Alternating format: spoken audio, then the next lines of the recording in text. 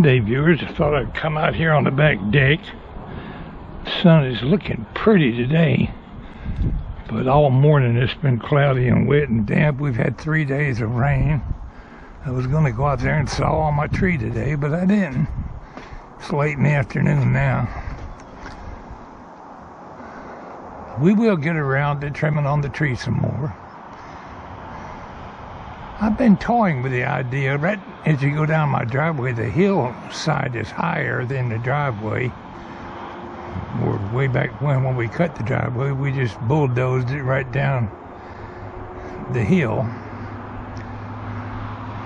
But I've been thinking of taking some of them long tree limbs that I'm cutting down off the red chip and maybe do a little 20 or 30 foot area with some logs along the driveway, logs that I'm cutting off of that tree.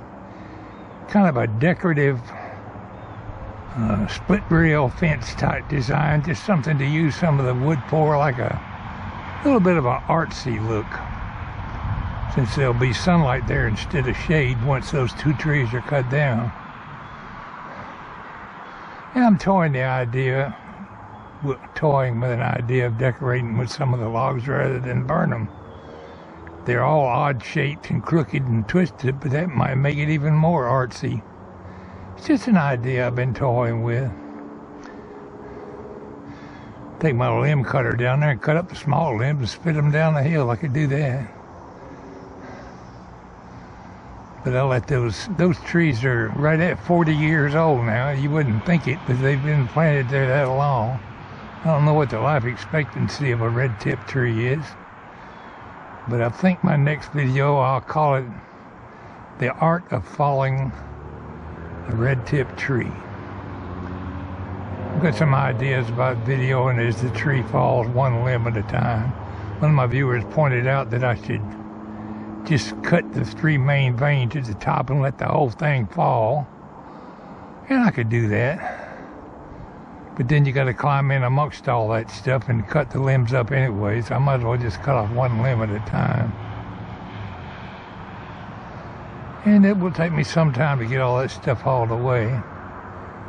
I wanted that oak tree there gone, but it's going to cost me way too much money. And I ain't able to do it. But those red tips I can get going. Just have to work on them a little bit at a time. But as I say, it's real pretty out here today. I thought about telling you a railroad story. I've been putting it off, but the grass has got to be cut. I didn't have no choice but to put it off on account of all the rain we've had.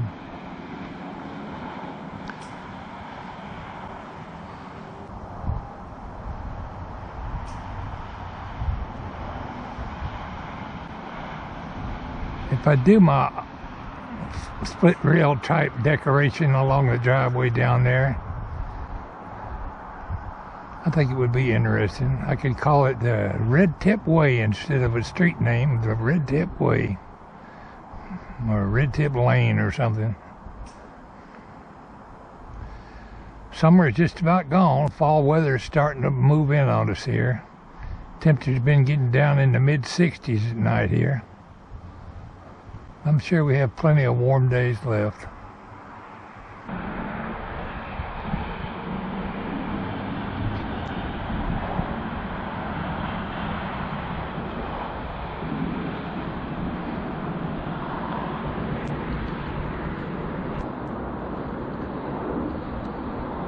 The vulture flying around.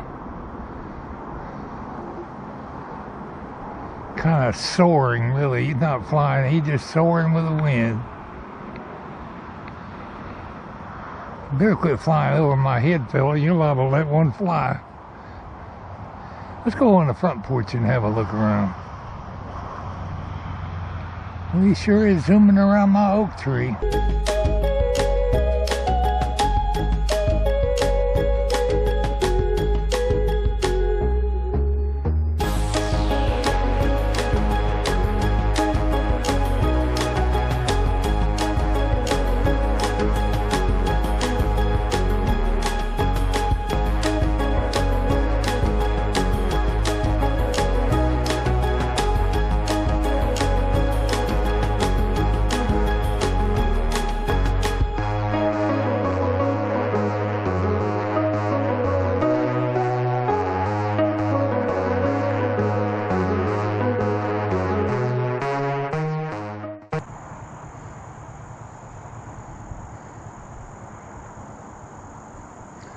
You know, I think if I'd use my idea of decorating an artsy little raised bed area with them tree limbs down there, I could do a flower garden down there next year. I need to think that out in my head.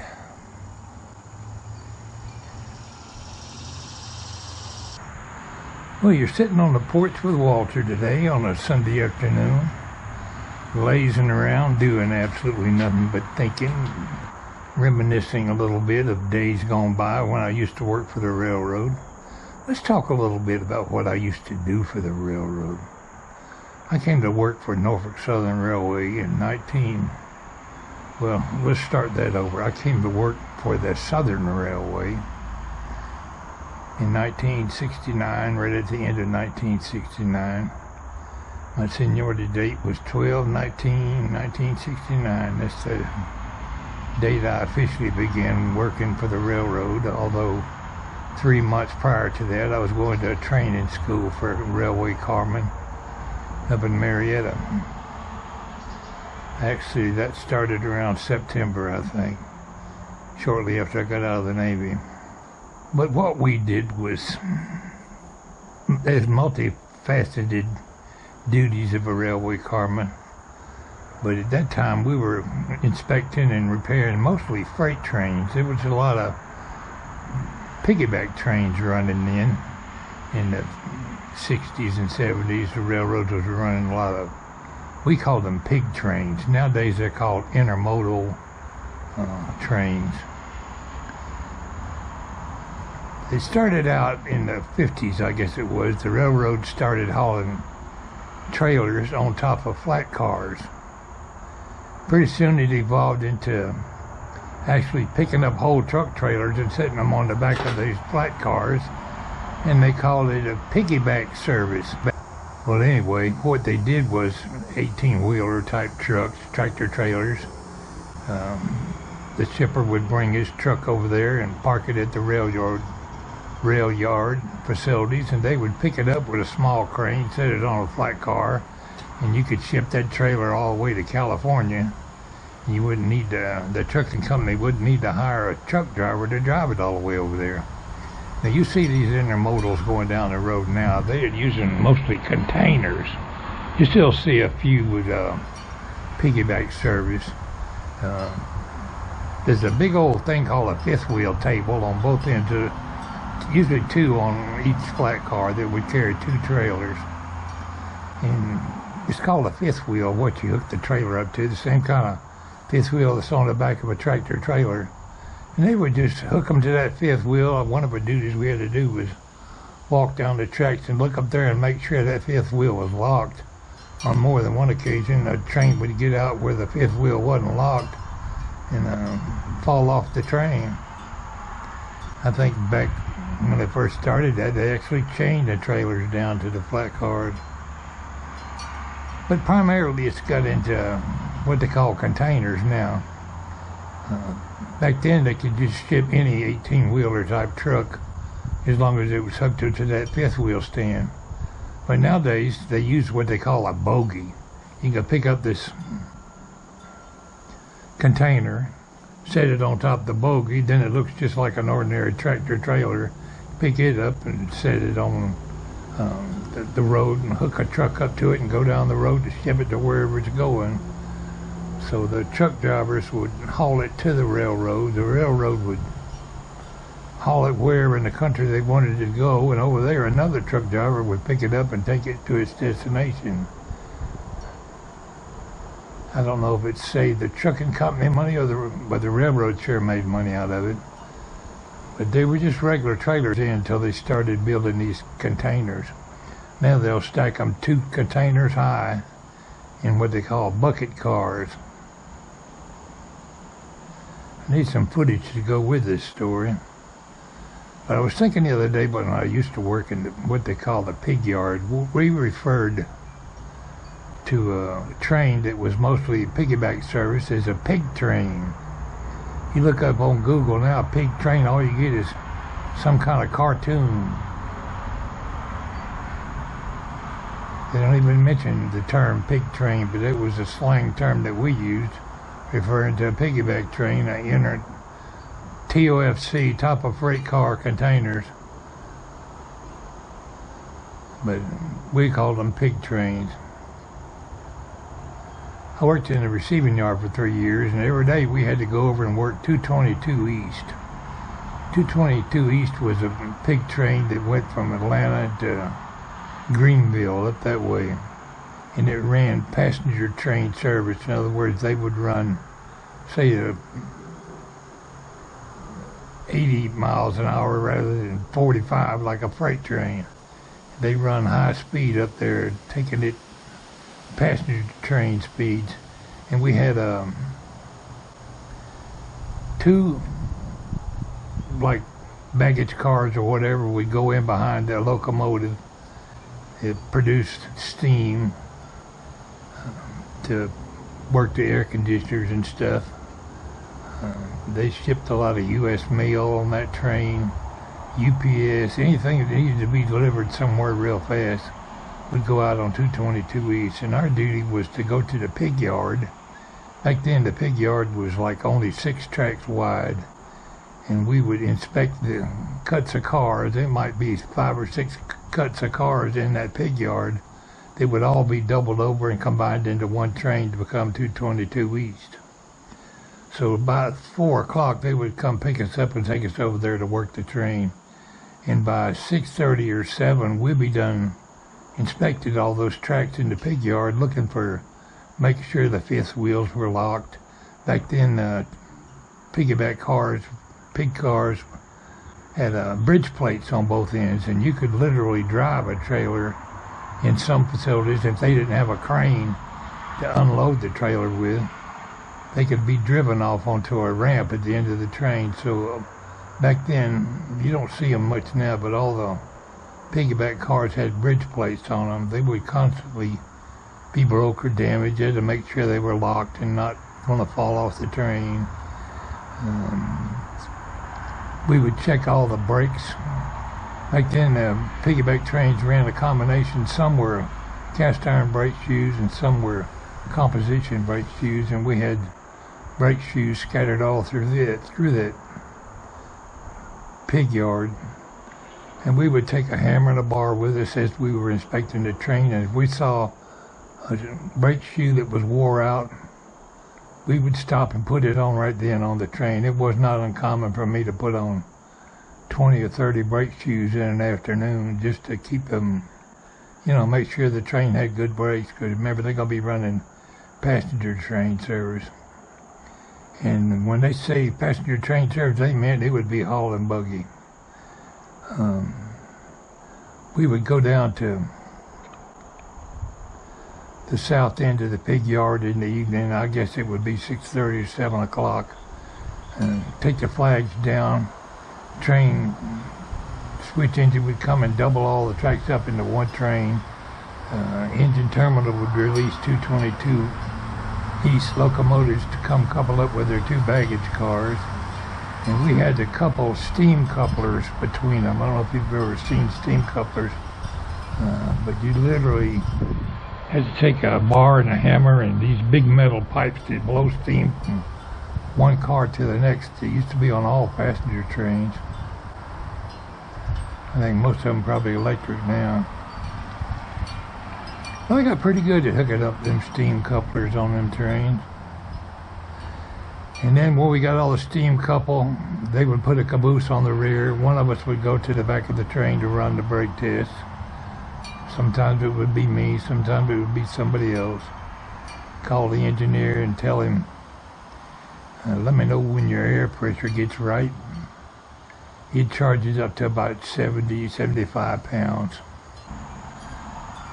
When his flow meter got down where it wasn't showing much air going anywhere, you'd know his train was fully charged.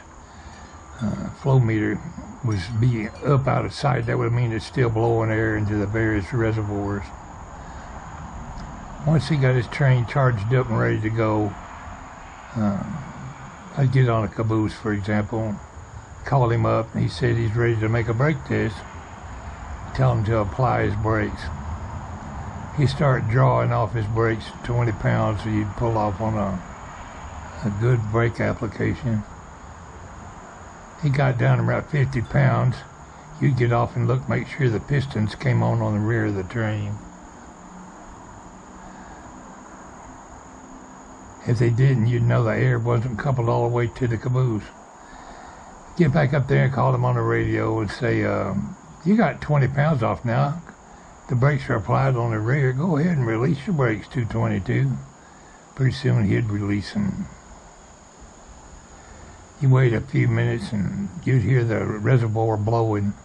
You'd know the piston was going in. But you get off of the train and look anyway. Look under the caboose to make sure the piston went back in. That means the brakes are completely released. So a fully charged train going down the tracks, anytime he wants to stop, all he's got to do is drain some air down, which would make the pistons come on. It has to be fully charged up with air pressure for the brakes to release. If the pressure starts dropping, the brakes will come on. Anyway, you tell him, you're ready to go, 222. He'd call the tower, and the tower would say, he's been sitting, the man on the tower has been waiting for me to finish that brake test anyway. He'd call him up and say, okay, 222, we heard Park's turning you loose. You can go out 3 thoroughfare. He'd put it in gear and start pulling. Well, one day I was on vacation or a holiday or something. I was up in North Georgia. I didn't work the railroad that night. And I said, I want to see 222 come by here. We was up around, I don't remember, somewhere up in North Georgia towards South Carolina. Sure enough, here come 222 barreling up. We was on a little country road. He come by me so fast it about blew my hat off. I know he was doing 85 miles an hour when he went by me. So he was going faster than freight trains would run. It was not uncommon for him to get to Greenville in a hurry. Anyway, I just was reminiscing about my days working in the pig yard. Share that little bit of railroad memorabilia with you. I've told stories before about the conductor's last ride. It's in one of my railroad stories. Maybe I'll think about it. I'll put a link in the description. But I met a lot of nice little boys who used to go out on them cabooses. Anyway, you don't hear the term pig train much anymore, but a pig train is mostly just referred to as intermodal trains. Now, you occasionally see cars sitting up on a 5th wheel, but the entire train used to be on 5th wheels when I was working for the railroad. Anyway, not much of a little story. I just thought I'd share that with you. Thanks for tuning in today. Pwalpar, wishing everybody well.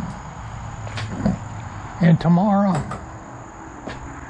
I use an excuse every day that I'm going to cut that cotton picking tree, but I will.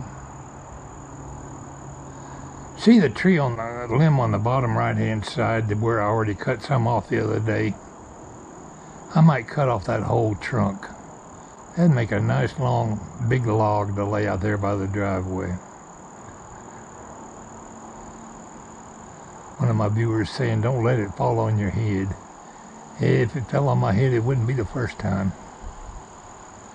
And as far as my saw the other day, I think my safety grip kicked forward on me. I didn't think about that when I was sawing, but the battery was dead anyway. We already get a pretty good amount of limbs cut when I get back out there. Anyway, let's go in there and upload a vlog for y'all today. Pwalpar, wishing everybody well.